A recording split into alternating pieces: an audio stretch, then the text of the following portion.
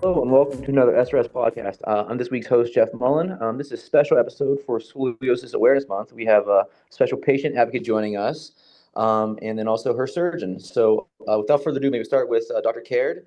Can you give us your introduction, and then we'll get on to the special patient. Yeah, thank you, Jeff. I'm Michelle Caird. I am a pediatric orthopedic surgeon. I practice at the University of Michigan and Mott Children's Hospital in Ann Arbor, Michigan. I have been here for my whole career. I have been practicing pediatric orthopedics, which includes spine and scoliosis surgery, for 21 years here. My training was at medical school here at University of Michigan, followed by residency here at University of Michigan, and then fellowship training at the Children's Hospital of Philadelphia. And I came back here in 2004 and have been on staff in Ann Arbor for for all that time.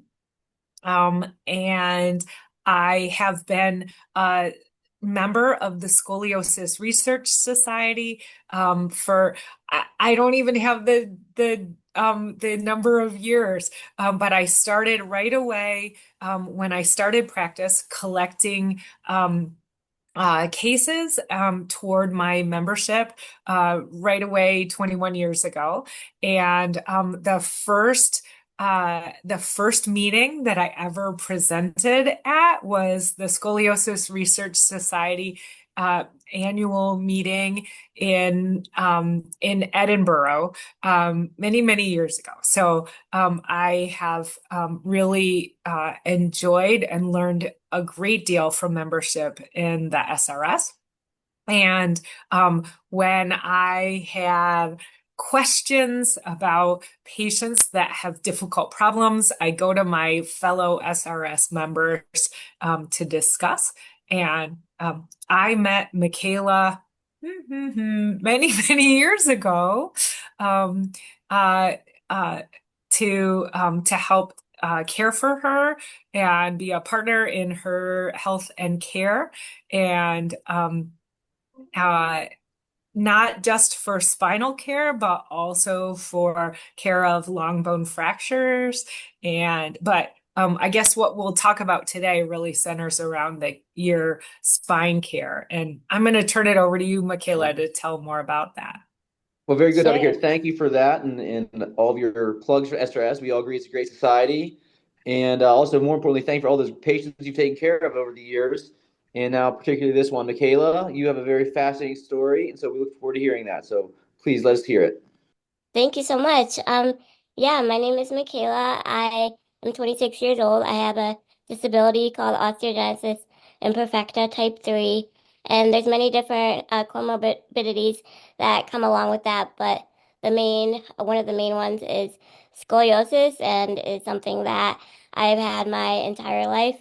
But up until about 4 or 5 years ago, it wasn't a pivotal part of my life because living with osteogenesis imperfecta, you have to kind of live with the philosophy that if it's not broke, quite literally, don't fix it.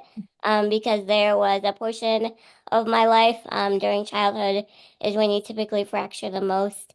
And so I was in and out of the hospital constantly for fractures and surgeries and different things. And when you're medically complex, you kind of have to prioritize things in order to continue living a somewhat normal life and fulfilling life that you can. And scoliosis was never something that was a big part of my life because it didn't bother me. It didn't impact my daily life, my daily living. I didn't live in pain or anything like that. But as I continued to get older, we noticed a severe progression. And I always knew of that possibility, but I also, during childhood, wasn't medically strong enough to endure the kind of surgery that I would need due to the complexity of my spine and just having osteogenesis imperfecta overall. It complicates things a lot more than just having scoliosis by itself. And so it was something that really started to become a bigger part of my life and something that I had to decide whether to do anything about because At the time we started having these discussions, I became an adult, so it was no longer my parents' decision to make for me. It was one that I had to make on my own. My curve was a little over 150 degrees, which I know to most listeners, they're probably falling out of their chair, how I was functioning and living fully. But it's truly a miracle because even though it was really severe and still is, I didn't present medically the way that a lot of my friends did with the type of curve that I have.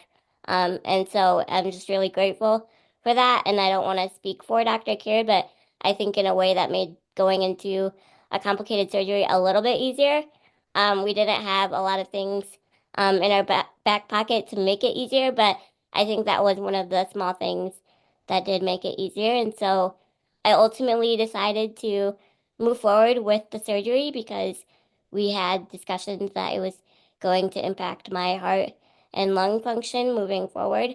And when you're 20 years old, that's not a discussion that you want to have about a shorter life expectancy and things like that. I have a joy for life and a will to live. And as much as I love Dr. Caird for something that could alter my life in ways that I couldn't begin to imagine, I did consult several other surgeons just because I didn't want to make a life-altering decision based on one opinion and one. I just wanted to be able to say I did all that I could, no matter the outcome. And so I did that, and all of them said no. And one said that I might not make it off the table. And so you would think that that would have made me not want to do it at all, especially because I wasn't typically a risk taker growing up. But I just felt this pull to that I had to do it.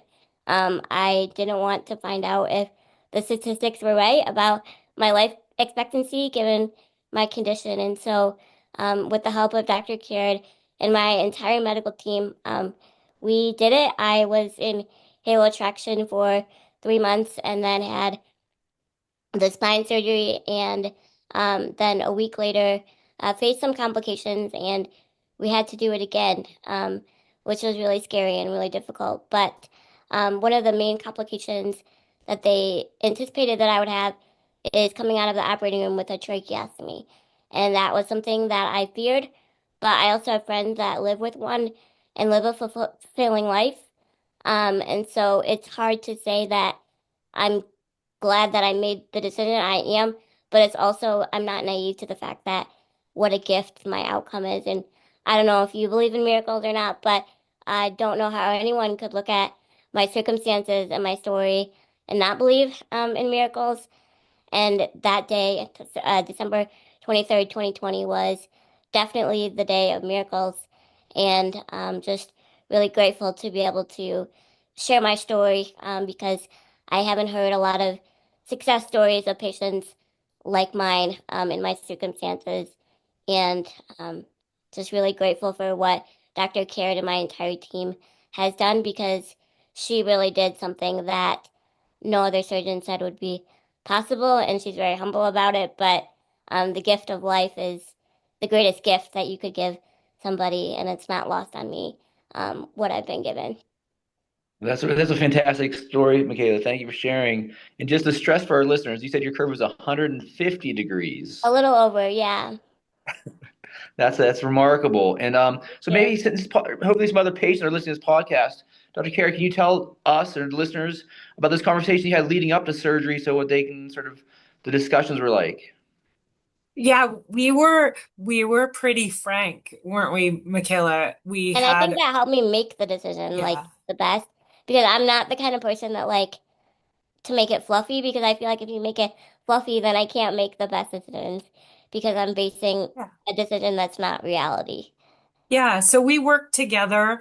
And it was, I think we talked about scoliosis surgery for quite a few years leading up to your final decision.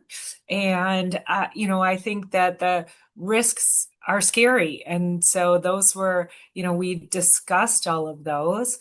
Um, and I think at a lot of points along the way, you and your parents and others who were advising us and keeping part of the decision making, everybody thought, well, I think Michaela's really gonna decide not to do surgery because I her didn't bone know is that. You thought that I wasn't right. going to? I thought you probably Oh wouldn't my because goodness. we would say your bone is pretty fragile, and Yeah. we didn't know how well the you would hold, and how soon the fusion would take place, and we weren't sure exactly how to make it safest for you. Um, and the curve continued to get worse. And so we said, well, we're kind of at a point where we need to do it or not do it. And then honestly, I thought we kind of, you went and we talked to lots of people. You talked to people, but I talked to lots of people too. And everybody said, we kind of think it's past the point where it's something that she would choose. And you said, nope, I really want to try this. And so we enlisted the whole team. But it did mean, because the curve was big, that we decided to try to use a halo traction for a while. And you did great with that. I know that must have been a scary time, just sort of anticipating next steps, but you really did great. Um, and that really gave us a chance to help your trunk height and help your lungs a little bit, and get everything and make sure your nutrition was great so that everything was just really, really optimized for surgery. So, Michaela, following your surgery, you're doing so well that you're sort of moved on now, or sort of an influencer in some ways. You've been written up in People magazine and have a very strong social media presence. So you're spreading awareness for your journey and scoliosis in general. So may you tell the listeners what that's like? Yeah, I utilize social media under the username Fun Style to share a little bit about my life with osteogenesis imperfecta. And when I was embarking on my scoliosis journey, I knew immediately that I wanted to share it, because before I embarked on mine, I looked for other patients and resources that was somewhat similar to mine, and I really couldn't find any. And so I it was tough for me to share at times, because especially when I did have such an incredible outcome, because I understand that what I chose to do and what Dr. Caird chose to do was a massive risk. And I understand that not everyone's healthcare team is willing to take those risks for their patients. Um, and I realize that not every patient may have the outcome that I did. And so I always kept that in the back of my mind when sharing. But if I could give one patient a glimmer of hope, or the chance to not settle. It's okay to get second and third opinions on whatever decisions that you're making. Then that was enough for me. And I received many messages from patients around the world, really, that gave them hope, whether it was a more simple spine fusion than mine or a more complex one, to know that it can be possible if you have a team who is willing and capable to do it alongside you. And that really, it gave me purpose through such a challenging time, because even though I did have such a great outcome, it was the hardest thing that I've ever done. But it's often the hardest things that we endure are the things in our life that become the most worth it and the most important. And so I'm able to be here with my friends, my family, and my community to experience all that life has to offer for me. And my goal is to live the most fulfilling life that I can, and continue to share the joy for life that I can. And even though scoliosis will always be a part of my life, and is something that I worry about moving forward, but just knowing that I did all that I could do to continue moving forward in the best direction, no matter how long anyone's life is, and just taking every day as it comes. Maybe I could add That's a to truly a hard. Maybe I could add also, Michaela, what a great advocate you are. And Michaela and I went with the AAOS and the Scoliosis Research Society to Capitol Hill. It's been a few years, and we lobbied um, our Congress people and senators for orthopedic diseases and for support and research dollars to help understand treatments and and osteogenesis imperfecta was just one of those conditions that we tried to highlight.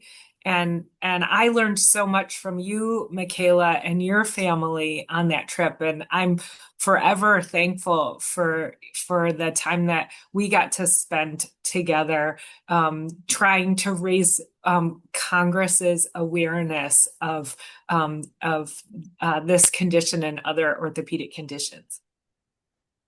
Well, that's been a fantastic conversation. Thank you both for all the work you've done and contributed. Michaela, you said your goal is to sort of make a difference in one patient's life. I'm sure you've done much, much more than that. So thanks for everything, and thank you to all the listeners for joining in. Thank you so much for having us. Thank you.